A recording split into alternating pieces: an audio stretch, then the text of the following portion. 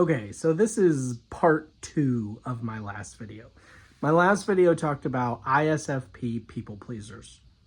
And I realized that there's an angle of the concept of people pleasing that I didn't properly address, and I want to. So, in my last video, I talked a lot about people pleasing from the perspective of how you want people to think about you. Do you want them to validate you? Do you want them to praise you and laud you? Do you want them to say things that make you feel like you belong? Or do you want them to say things that make you realize that they recognize that you do belong? But there's another aspect to people pleasing that I didn't really address, a little bit at the end, but I didn't really address fully. And that is the people pleasing that is born out of fear. Do ISFPs please people or attempt to pacify other human beings out of fear of those human beings' reactions, the way that those human beings will treat them? Yes. If you follow objective personality at all, then you're going to know a little bit about what I'm about to say. In objective personality, they have identified a very interesting phenomenon among human beings. And that is the idea that about 50% of human beings are effectively terrified of or frightened of, moved by, nervous around people. That 50% of people look at other people and see them as unmovable. They see them as an obstacle that needs to be danced around, not pushed out of the way. They see people as being scary, dangerous, difficult, always on the verge of being the reason why your life has a decline, why something goes wrong. That if there's going to be a major problem, it's going to be because another human being causes that problem for you. Now, about 50% of people, the other half, they see that more with things, not people. It could be the car, it could be the road, it could be the construction that's going on, it could be the door handle, it could be the computer program, it could be the controls to the mechanism. It could be whatever. They tend to see those things as unmovable. They tend to think that if they're going to have a problem, it's not so much that they think this, it's just how they act. If they're going to have a problem that they feel like they can't get around, that they can't figure out how to deal with, a problem that needs to be danced around because it's just too hard to solve, it tends to be with the things, not with the people. They see people as movable. So, yeah, okay, I upset that guy a little bit, but it's fine. Everybody will be fine. Everything will go okay. They don't classify people full on. That guy is all amazing all the time, oh my gosh, or that guy is complete garbage. But the people who see other people as the big scary problem are different. They tend to look at another person and think, oh, what do I have to do to not make this person decide to be a problem in my life? ISFPs are going to some degree, because there's always a spectrum, fall into that group that sees people as the big scary monster that can't be conquered, and so it has to be skirted around. We might feel the need to tiptoe around situations with other people, to find ways to diffuse situations that don't actually always solve the problem. We might be hesitant to be confrontational, to look someone directly in the eye and say, look, this is the truth, this is the problem. We might look for ways to find creative solutions that pacify everybody and bring the situation down from a boil to a simmer to hopefully just tepid water. I, throughout my life, have often been afraid of people. I have often thought, when things go wrong for me, it's that person's fault. It's her fault. She's the big scary monster in the room who's trying to hurt me. He's the big mean jerk that wants to ruin my life. Of course, most of the time when something goes wrong, it's my own dumb fault.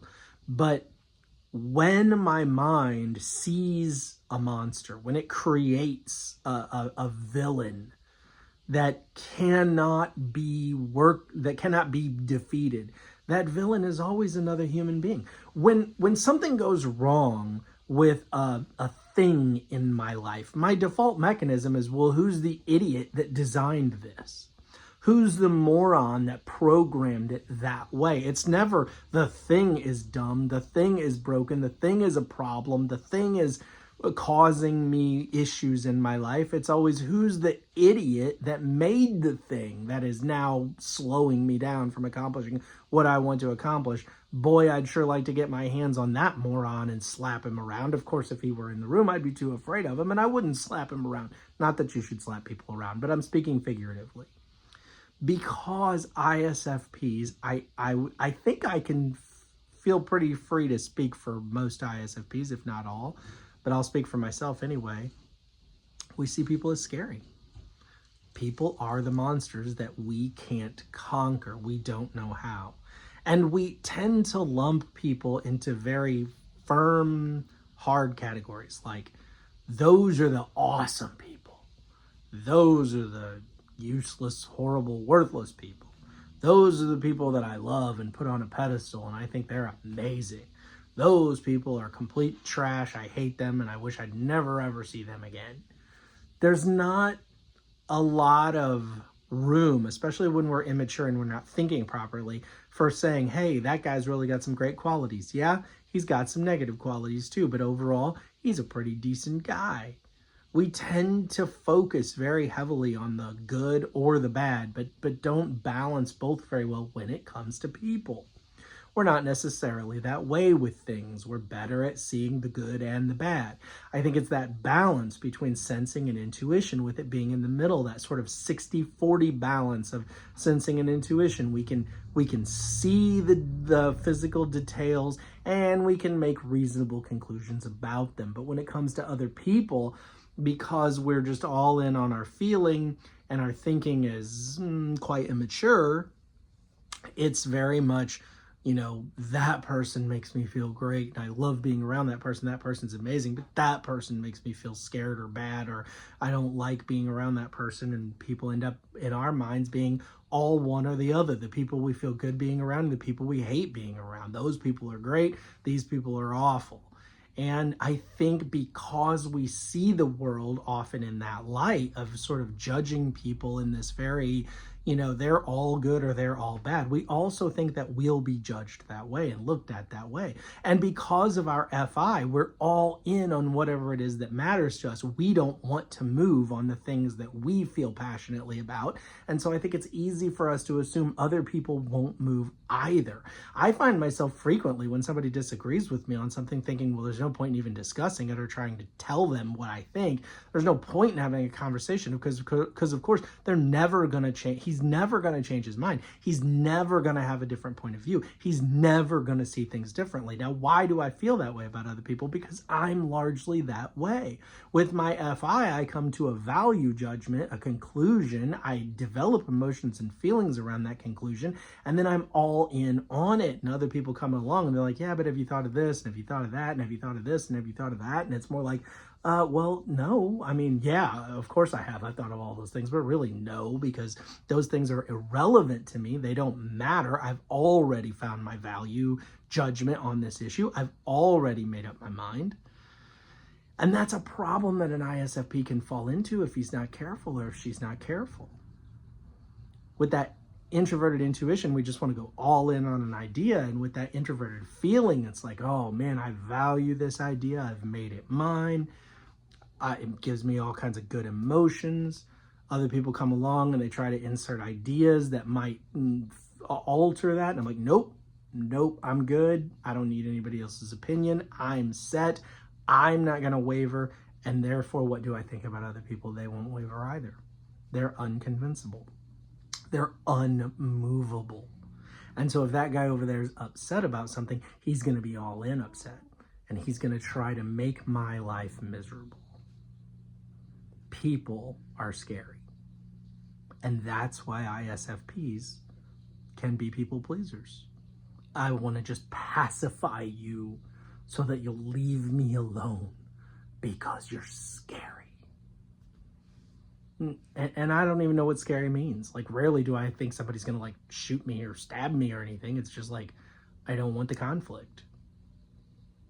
It's a bit of a weakness, I think, for an ISFP. Anyway, you other ISFPs, let me know how you feel. Let me know if you agree. Let me know if that's your experience.